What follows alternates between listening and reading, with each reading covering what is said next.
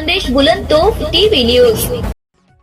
आरक्षणाच्या उपवर्गीकरणाला तीव्र विरोध दर्शवण्यासाठी शिंदखेडा तालुक्यातील विविध आंबेडकरी बहुजन आणि सामाजिक संघटनांच्या वतीनं आगामी सोमवार दिनांक 13 जुलै रोजी एका भव्य मोर्चाचं आयोजन करण्यात आलं आहे।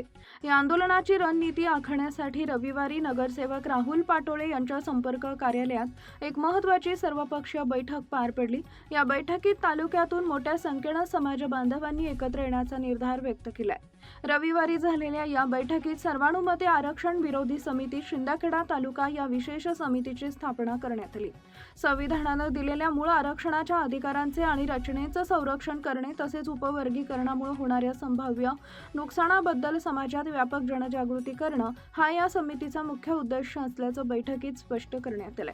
आरक्षणातील उपवर्गीकरण हे मूळ घटनात्मक हक्कांवर गदा आणणारे असल्याचं मत यावेळी उपस्थित नेत्यांनी व्यक्त केलंय। या नियोजित मोर्चाच्या पार्श्वभूमीवर अनुसूचित जाती एससी प्रवर्गातील आणि बहुजन समाजातील सर्व समाज बांधवांनी सोमवार 13 जुलै रोजी सकाळी ठीक 10 वाजता डॉक्टर बाबासाहेब आंबेडकर नगर प्रवेशद्वार इथं मोठ्या संख्येनं उपस्थित राहावे असं जाहीर आवाहन आरक्षण विरोधी समितीच्या वतीनं करण्यात आलं आहे।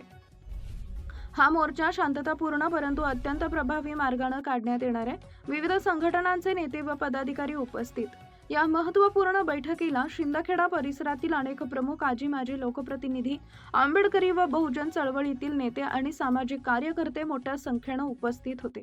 यामध्ये प्रामुख्याने रामभाऊ माणिक, नगरसेवक राहुल पाटोळे, दीपक अहिरे, अक्षय चव्हाण, अरविंद कुमार मंगासे, संजय पाटोळे, कैलास आखाडे, मनोज पान पाटील, जतीन बोरसे, विजय मोरे, श्रीकांत बैसाने, बाळा इशी, नवनीत बागले, रोहित पाटोळे, संजय पान पाटील, रवींद्र इशी, रावसाहेब पाटोळे, किरण शिरसाट, मनोज बोरसे, दीपक बोरसे, सागर बोरसे, अजय पाटोळे, बबलू कापुरे, तौसिफ शेख, सोनू कुंभार, सिद्धार्थ कुवर, कुणाल पाटोळे आणि यशवंत पाटोळे यांच्यासह आंबेडकरी व बहुजन समाजातील अनेक तरुण व ज्येष्ठ कार्यकर्त्यांचा समावेश होता।